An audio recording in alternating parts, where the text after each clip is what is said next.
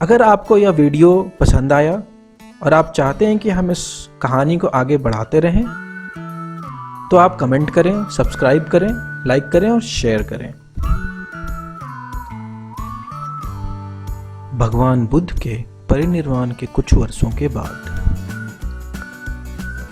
शंखवशीन नटभाटिका का निर्माण उर्मुंद की पर्वत पर कर चुके हैं। उपगुप्त के पृथ्वी पर आने का इंतजार शंखवशीन को हमेशा रहता था। एक दिन उन्होंने ध्यान केंद्रित करके देखा कि इत्र व्यापारी गुप्त का जन्म हो चुका है, परंतु उपगुप्त का जन्म नहीं हुआ था। गुप्त बौद्ध धर्म के मार्ग पर चल पड़े थे। उनके घर बौद्ध भिक्षुओं का आना जाना था। एक पहर शंखवशीन उनके घर भिक्षुओं के साथ पहुंचे।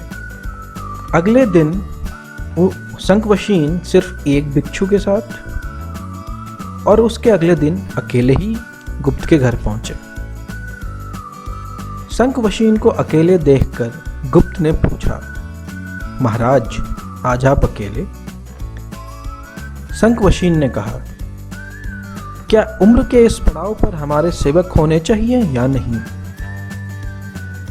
अगर कोई हमारी आस्था को समझकर हमारी सहज जिंदगी में आएगा, वही सच्चा सेवक और धर्म का साथी होगा।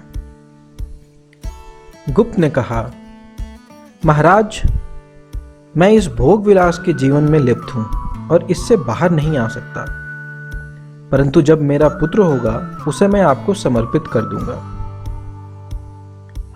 जैसी तुम्हारी इच्छा गुप्त, शंखवशीन ने कहा, किंतु समय आने पर अपनी प्रतिज्ञा भूल न जाना।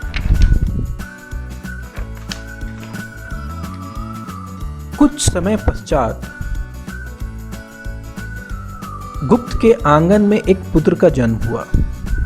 उसे नाम मिला अश्वगुप्त। जब वह बड़ा हुआ तो शंखवशीन उसे बौद्ध धर्म की प्राप्ति और जीवन यापन के लिए पुकारने गए।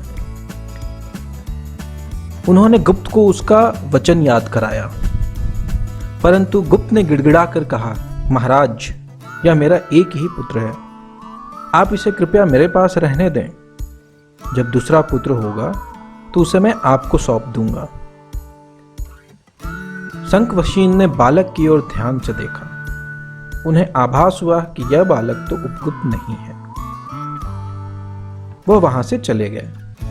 इसी प्रकार जब दूसरे पुत्र धनगुप्त की बारी आई तो गुप्त ने कहा कि बड़ा बेटा तो बाहर व्यापार करेगा, दूसरा बेटा घर की रक्षा करेगा।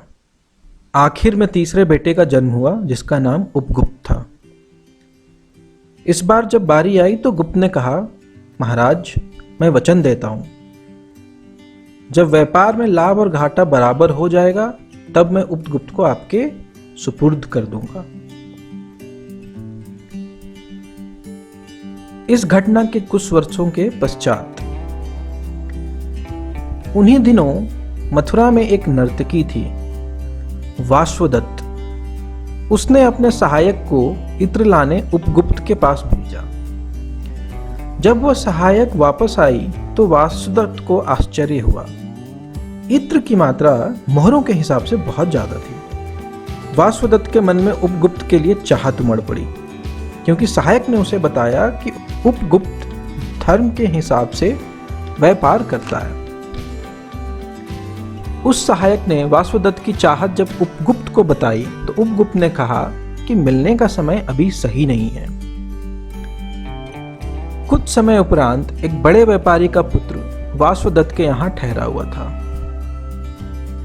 उसी वक्त एक क्षत्रिय जिसने उत्तर की दिशा में 500 घोड़े पकड़े थे वह मथुरा आ पहुंचा। मथुरा में उसने वासुदत्त से मिलने की चाहत की। जब वासुदत्त को यह बात पता चली तो उसने लालच में आकर व्यापारी के बेटे, जो पहले से ही वहां मौजूद था, उसको कूड़े के अंबार में फिकवा दिया। व्यापारी को जब यह बात पता चली तो उसने अपने बेटे को बचाया और वहां के राजा को इस बात की खबर दी। राजा ने वासुदत्त के हाथ पैर, नाक और कान काटकर शमशान में छोड़ने का आदेश दिया। जब इस बात की खबर उपगुप्त को लगी तो वह शमशान की ओर भागा। वासवदत्त ने उपगुप्त को देखकर पूछा, उपगुप्त, जब मैंने आपको बुलावा भेजा तब आप नहीं आए। इस अवस्था में अब आप क्या प्राप्त करेंगे? उपगुप्त ने कहा, देवी, सुंदर आकार को देखकर मूर्ख आकर्षित होते हैं। एक समझदार व्यक्ति इस आकार से दूर ही रहता है। उपगुप्त ने वासवदत्त को उस अवस्था में बौद्ध धर्म का उपदेश दिया। वासवदत्त को इस सांसारिक माया के परे सत्य का ज्ञान हुआ। वासवदत्त को मृत्यु के उपरांत निर्वाणा प्राप्त हुआ और उन्हें जन्म काल से मुक्ति मिली। जब यह बात मथुरा के नागरिकों को पता चली तो एक एक कर सारे उस स्थान पर वासवदत्त से मिलने आने लगे।